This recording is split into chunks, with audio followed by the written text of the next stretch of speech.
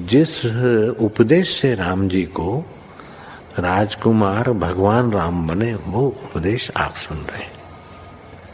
कितना ऊंचा ग्रंथ है, इसको वाल्मीकि रामायण भी बोलते, योग वशिष्ठ महारामायण भी बोलते। राम तीर्थ ने इसी का बार बार अध्ययन किया था। ये आप भी शांत हो जाएंगे परमात्मा में, और दूसरों को भी शांति देने की क्षमता देने वाला ये सदग्रंथ है। इसको वेदांत का सिद्धांत ग्रंथ बोलते हैं। दूसरे होते प्रक्रिया ग्रंथ। ये करके फिर कब वो आचार्य बनो तब समझो, ये तो थोड़ा पढ़ो और फिर वही सिद्धांत की बात। तो बार बार योग वशिष्ठ महारामायण विचारने योग। ओम श्री सद्गुरु परमात्मने नमः। श्री वशिष्ठ जी बोले, हे राम जी, ज्ञानवानों की संगति करके जब हृदय शुद्ध होता है तब आत्म तत्व की प्राप्ति होती है। जब तक हृदय मलिन है तब तक उसकी प्राप्ति नहीं होती। जैसे उज्ज्वल आरसी प्रतिबिंब को ग्रहण करती है, लोहे की शिला प्रतिबिंब को नहीं ग्रहण करती। वैसे ही जब हृदय उज्ज्वल होता है तब संतों के वचन हृदय में ठहरते हैं। जैसे वर्षा काल का बादल फैलकर थोड़े से बहुत हो जाता है, वैसे ही जब शुद्ध हृदय होता है तब बुद्धि बढ़ती जाती है। जैसे वन में केले का वृक्ष बढ़ता जाता है, वैसे ही बुद्धि बढ़ती जाती है। जब आत्म विषयणी बुद्धि होती है तब जीव वही रूप हो जाता है और बुद्धि की भिन्न संज्ञा का अभाव हो जाता है। जैसे लोहे को पारस का स्पर्श होने पर वह स्वर्ण हो जाता है और फिर लोहे की संज्ञा नहीं रहती, वैसे ही आत्मपद की प्राप्ति होने से बुद्धि की संज्ञा नहीं रहती। विषय भोग की तृष्णा भी जाती रहती है। ओम श्री सद्गुरु परमात्मने नमः। श्री वशिष्ठ जी बोले, हे राम जी, विषयों की तृष्णा और अभिलाषा ने जीव को दीन बनाया है। जब तृष्णा का त्याग करे तब परम निर्मलता को प्राप्त होता है। जैसे हाथी जब तक सिर पर धूल डालता है तब तक मलिन रहता है, और जब नदी में प्रवेश करता है तब निर्मल हो जाता है। हे राम जी, जब जीव भोगों की इच्छा त्यागता है तब बड़ी शोभा पाता है।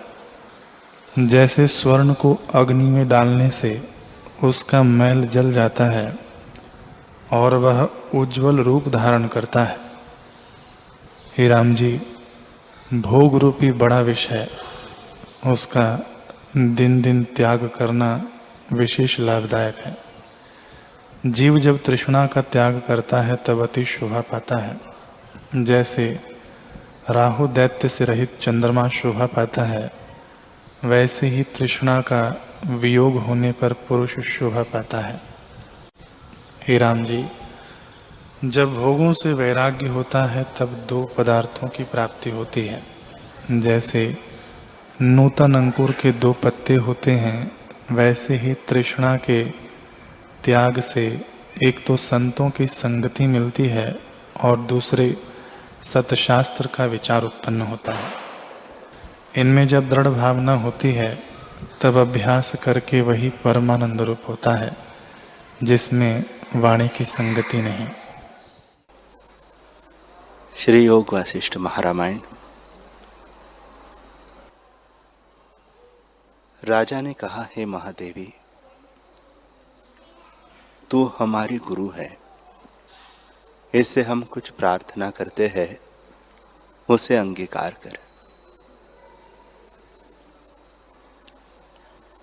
जो महापुरुष है उनका सुंदर सहृदपना बढ़ता जाता है और तुम्हारा शरीर भी इच्छाचारी है। इससे मन के हरने वाले भूषण वस्त्र संयुक्त स्त्री का सा लघु शरीर धर के कुछ काल हमारे नगर में निवास करो। राक्षसी बोली, हे राजन, मैं तो लघु आकार भी धरूंगी, परंतु तुम मुझे भोजन न दे सकोगे। जो लघु स्त्री का शरीर धरूंगी तो भी मेरा स्वभाव राक्षसी का है। इसे तृप्त करना समान जनों की नाई तो नहीं है। जैसा कुछ शरीर का स्वभाव है सो सृष्टि पर्यंत तैसा ही रहता है, अन्यथा नहीं होता। राजा बोले, हे कल्याण स्वरूपिणी, तो स्त्री समान शरीर धर के हमारे नगर में चल कर रहे। जो चोर पापी मेरे मंडल में आवेंगे वे हम तुझे देंगे और तू उन्हें स्त्री रूप को त्याग करके राक्षसी शरीर से एकांत ठोर ले जाकर अथवा हिमालय की कंदरा में जाके भोजन करना, क्योंकि बड़े भोजन करने वाले को एकांत में खाना सुखरूप है। जब उनको भोजन करके तृप्त होना तब सो रहना, जब निद्रा से जागना तब समाधि में स्थित होना, और जब समाधि से उतरना तब फिर हमारे पास आना। हम तेरे निमित्त बंदी जन इकट्ठे कर रखेंगे, उनको ले जाकर भोजन करना। जो धर्म के निमित्त हिंसा है वह हिंसा पाप रूप नहीं, और जिसकी हिंसा करता है उसका मरना भी नहीं, बल्कि उस पर दया है, क्योंकि वह पाप करने से छूटता है। राक्षसी बोली, हे राजन, तुमने युक्ति सहित वचन कहे हैं, इससे मैं स्त्री का शरीर धर के तुम्हारे साथ चलूंगी। युक्तिपूर्वक वचन तो सब कोई मानते हैं। इतना कहकर वशिष्ठ जी बोले, हे रामचंद्र जी, इस प्रकार कहकर राक्षसी ने महासुंदर स्त्री का शरीर धारण किया और बहुत कंकण आदि नाना प्रकार के भूषण और वस्त्र पहनकर राजा के साथ चली।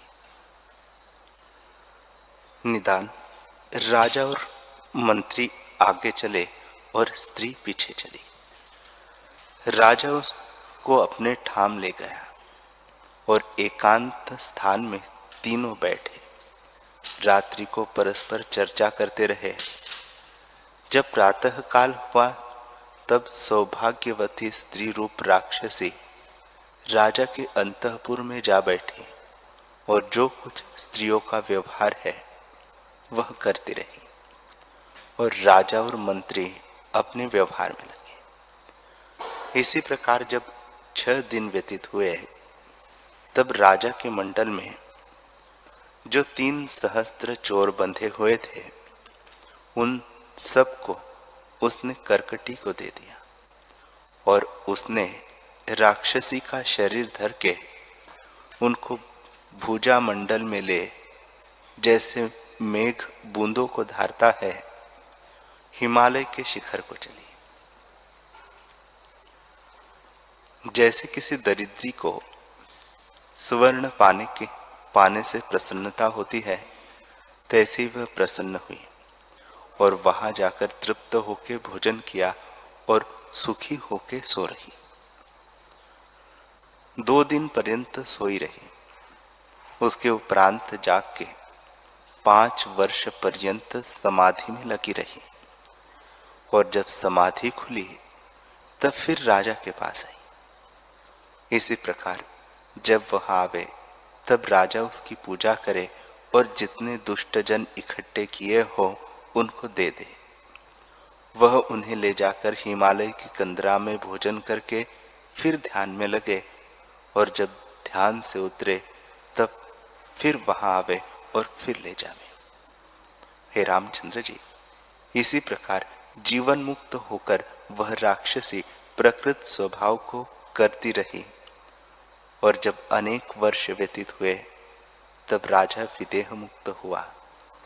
फिर जो कोई उस मंडल का राजा हो उससे भी राक्षसी श्रद्धता होती। श्री वशिष्ठ जी बोले, हे रामचंद्र जी, निदान जब राक्षस आवे तब किरात देश का राजा पूर्व किनाई उसकी पूजा करे और जो कुछ विसूची का अथवा दूसरा कोई रोग उनकी प्रजा में हो उसे वह राक्षसी निवृत्त कर दे। इसी प्रकार अनेक वर्ष व्यतीत हुए। एक बार उसको ध्यान में लगे हुए बहुत वर्ष व्यतीत हो गए। तब किरात देश के राजा ने दुख की निवृत्ति के लिए ऊंचे स्थान पर उसकी प्रतिमा स्थापन की और उस प्रतिमा का एक नाम कंदरा देवी और दूसरा नाम मंगला देवी रखा। उसका ध्यान करके सब पूजा करने लगे और उसी से उसका कार्य सिद्ध होने लगा। हे रामचंद्र जी, उस प्रतिमा में उस देवी ने आप निवास किया। जो कोई जिस फल के निमित्त उस प्रतिमा की पूजा करे उसका कार्य सिद्ध हो और न पूजे तो दुखित हो। इससे जो कोई कुछ कार्य करने लगे वह प्रथम मंगला देवी की पूजा करे तो उसका कार्य सिद्ध हो जावे और जो विधि करके उसकी पूजा करे उससे वह बहुत प्रसन्न हो। हे रामचंद्र जी, अब तक वह प्रतिमा किरात देश में स्थित है। जिस जिस फल के निमित्त उसकी कोई सेवा करता है तैसा फल उसको वह देती है। श्री वशिष्ठ जी बोले, हे रामचंद्र जी, यह आनंदित करकटी का आख्यान जैसे पूर्व हुआ है वैसे ही मैंने तुमसे कहा है। राम जी ने पूछा, हे भगवान, राक्षसी का कृष्ण वपु किस निमित्त था और करकटी इसका नाम क्यों था? श्री वशिष्ठ जी बोले, हे रामचंद्र जी, यह राक्षसों के कुल की कन्या थी। राक्षसों का वपु शुक्ल भी होता है, कृष्ण भी होता है और रक्तपित्त अधिक भी होता है। हे रामचंद्र जी, करकटी नाम एक जल जंतु भी होता है और उसका श्याम आकार होता है। उसी के समान करकटा नाम एक राक्षस था। उसके समान उसकी यह पुत्री हुई, इस कारण इसका नाम करकटी हुआ। हे रामचंद्र जी, यहां करकटी का और कुछ प्रयोजन न था। अध्यात्म प्रसंग और शुद्ध चेतन के निरूपण के निमित्त मैंने तुमसे यह आख्यान कहा है। यह आश्चर्य है कि असतरूप जगत के पदार्थ सतरूप होकर भासते हैं और जो आत्मसत्ता सदा संपन्न रूप है वह अविद्यमान की नहीं भासती है। हे रामचंद्र जी, वास्तव में तो एक अनादि, अनंत और परम कारण आत्मसत्ता स्थित है। भावना के वश से उसमें जगत रूप भासता है और अनन्य रूप है। जैसे जल और तरंग में कुछ भिन्नता नहीं होती, तैसे ही ब्रह्म और जगत में भी कुछ भिन्नता नहीं। आत्मा में जगत कुछ द्वैत रूप नहीं हुआ। आत्मसत्ता सदा अपने आप में स्थित है और उसमें जैसा जैसा चित्त स्पंद दृढ़ होता है तैसा ही तैसा रूप होकर भासता है। जैसे वानर रेत को इकट्ठा करके उसमें अग्नि की भावना करते हैं और तापते हैं तो उनका शीत उसी से निवृत्त होता है, तैसे ही समस्थित और शांत रूप आत्मा में जब जगत की भावना फुरती है तब नाना प्रकार का भासता है। जैसे थंभे में पुतलियां अन उदय ही शिल्पी के मन में उदय हुई भासती है, तैसे ही भावना के वश से आत्मा ही जगत होकर भासता है। जैसे बीज में पत्र, फूल, टहनी और वृक्ष अनन्य रूप होते हैं, वैसे ही ब्रह्म में जगत अनन्य रूप है। जैसे बीज और वृक्ष में कुछ भेद नहीं, तैसे ही ब्रह्म और जगत में कुछ भेद नहीं। अविचार से भेद भासता है और विचार किए से जगत भेद नष्ट हो जाता है। हे रामचंद्र जी, अब यह विचार न करना कि कैसे उपजा है, कहाँ से आया है और कब का हुआ है। जैसे हुआ तैसे हुआ। अब इसकी निवृत्ति का उपाय करना चाहिए। जब तुम यह जानोगे तब हृदय के चित जड़ ग्रंथि टूट जाएंगी। शब्द और अर्थ की जो कुछ कल्पना उठती है सो मेरे वचनों और स्वरूप में स्थित भय से नष्ट हो जाएगी। हे रामचंद्र जी, यह सब जगत अनर्थ चित्त से उपजा है और मेरे वचनों के सुनने से शांत हो जाएगा। इसमें संशय नहीं कि सब जगत ब्रह्म से उपजा है और सब ब्रह्म स्वरूप ही है। पर जब तुम ज्ञान में जागोगे तब ज्यों का त्यों ही जानोगे। राम जी ने पूछा, हे भगवान, जो जिससे होता है वह उससे व्यतिरेक होता है। जैसे कुलाल से घट भिन्न रूप होता है, तो आप कैसे कहते हैं कि सब जगत ब्रह्म से उपजा है और ब्रह्म स्वरूप ही है? वशिष्ठ जी बोले, हे रामचंद्र जी, यह जगत ब्रह्म से ही उपजा है। जितने कुछ प्रतियोगी शब्द शास्त्रों ने कहे हैं सो दृश्य में है। शास्त्र ने उपदेश जताने के निमित्त कहे हैं। वास्तव में यह शब्द कोई नहीं।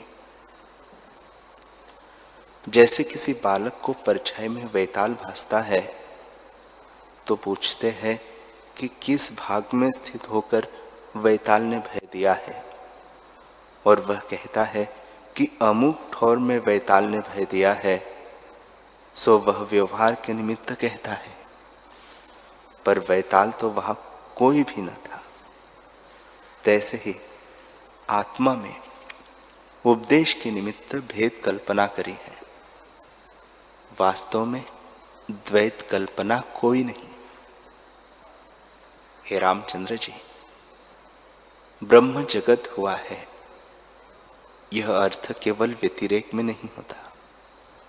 कुलाल जो दंड से घट उपजाता है सो व्यतिरेक के अर्थ है।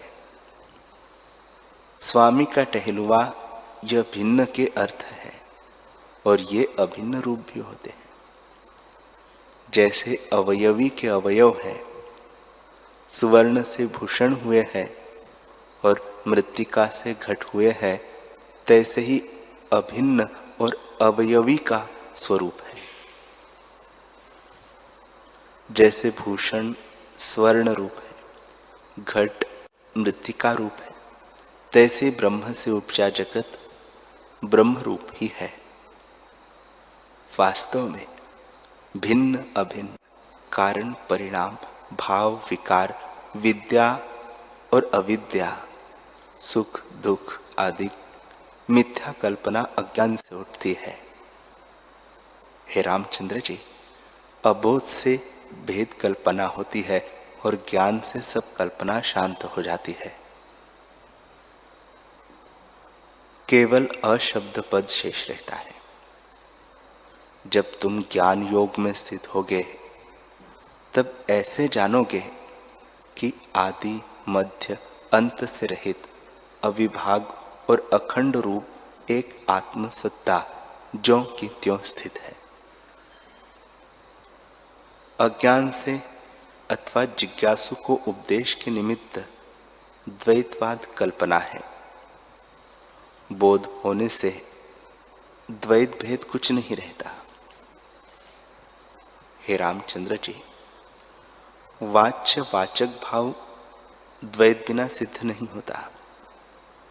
जब बोध होता है तब वाच्य का मौन होता है। इससे महावाक्य के अर्थ में निष्ठा करो और जो कुछ भेद कल्पना मन ने रची है उसकी निवृत्ति के अर्थ मेरे वचन सुनो।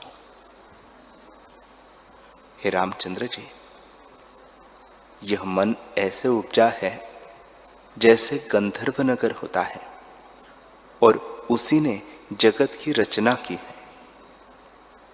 मैंने जैसे देखा है तैसे तुमसे दृष्टांत में कहता हूं, जिसके जाने से सब जगत तुमको भ्रांति मात्र भासेगा। वह निश्चय धारण करके तुम जगत की वासना दूर से त्याग दोगे और बोध से सब जगत तुमको मन का मन रूप भासेगा। तब तुम आत्मरूप होकर अपने आप में निवास करोगे, अर्थात जगत की कल्पना त्याग करके अपने स्वभाव में स्थित होंगे। इसलिए इसको सावधान होकर सुनो। हे रामचंद्र जी, यह मन रूपी बड़ा रोग है, इसलिए विवेक रूपी औषधि से उसको शांत करना चाहिए। सब जगत चित्त की कल्पना है, वास्तव में वह शरीर आदि कुछ नहीं। जैसे रेत से तेल नहीं निकलता, तैसे ही जगत से वास्तव में कुछ नहीं निकलता, चित्त द्वारा भासता है। वह चित्त रूपी संसार स्वप्न किनाई है और राग द्वेष आदि संकल्पों से युक्त है। जो उससे रहित होता है वही संसार समुद्र के पार जाता है। इसलिए शुभ गुणों से चित्त की शुद्धि करो। जो विवेकी है वे शुभ कार्य करते हैं, अशुभ नहीं करते, और आहार व्यवहार भी विचार के करते हैं। उन्हीं आर्यों की नाई तुम भी शास्त्रों के अनुसार चेष्टा करो। जब तुमको ऐसा अभ्यास होगा तब तुम शीघ्र ही ज्ञानवान होंगे और ज्ञान के प्राप्त होने से सब कल्पना मिट जाएगी और आत्म स्थिति होगी। चित्त ने सब जगत रूपी चित्र मन ही मन रचे हैं। जैसे मोर कांडा काल पाकर अनेक रंग धारण करता है, तैसे ही मन अनेक प्रकार के जगत धारण करता है। वह मन जड़ और अजड़ रूप है और उसमें जो चेतन भाग है वह सब अर्थों का बीज रूप है, अर्थात सबका उपादान है और जड़ भाग जगत रूप है। हे रामचंद्र जी, सर्ग के आदि में पृथ्वी आदि तत्व न थे। जैसे स्वप्न में जगत विद्यमान की नई भासता है, तैसे ही ब्रह्मा ने विद्यमान की नई उसको देखा। जड़ संवेदन से पहाड़ आदि जगत देखा और चेतन संवेदन से जंगम रूप देखा। वह सब जगत दीर्घ वेदना है। वास्तव में देह आदि सब शून्य रूप है और आत्मा में व्यापे हुए हैं। आत्मा का कोई शरीर नहीं। अपने से जो दृश्य रूप मन चेता है वही आत्मा का शरीर है। वह आत्मा विस्तरण रूप है और निर्मल स्थित है और मन उसका आभास रूप है।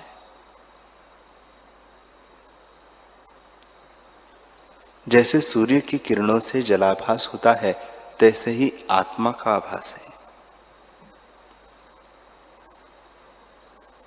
वैसे ही आत्मा का आभास यह मन है। वह मन रूपी बालक अज्ञान से जगत रूपी पिशाच को देखता है और ज्ञान से परमात्म पद शांत रूप निरामय को देखता है।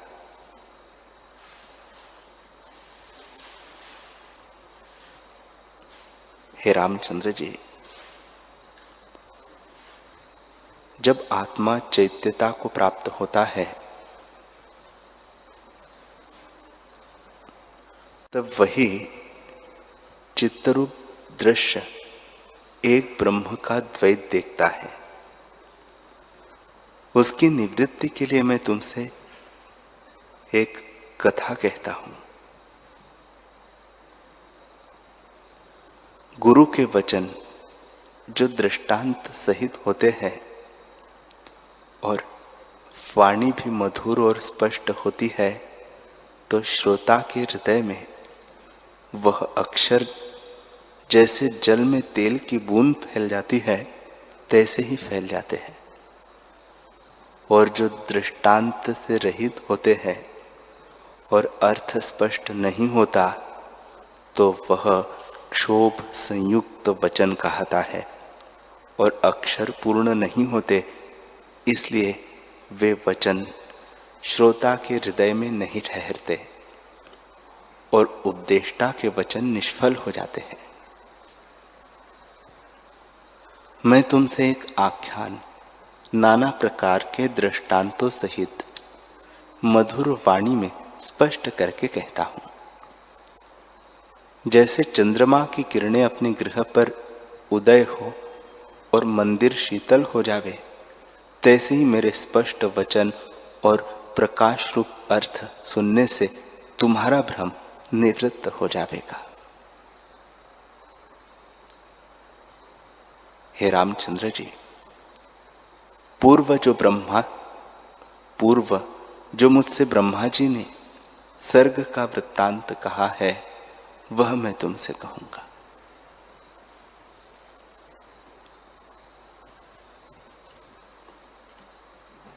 हरि ओम।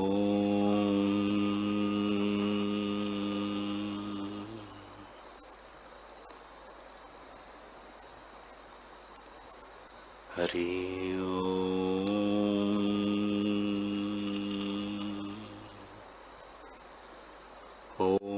सहना भवतु सहनौ भुनक्तु सह वीर्यं करवावहै तेजस्विनावधीतमस्तु मा विद्विषावहै। ओम शांति शांति शांति। श्री सद्गुरुदेव भगवान की जय।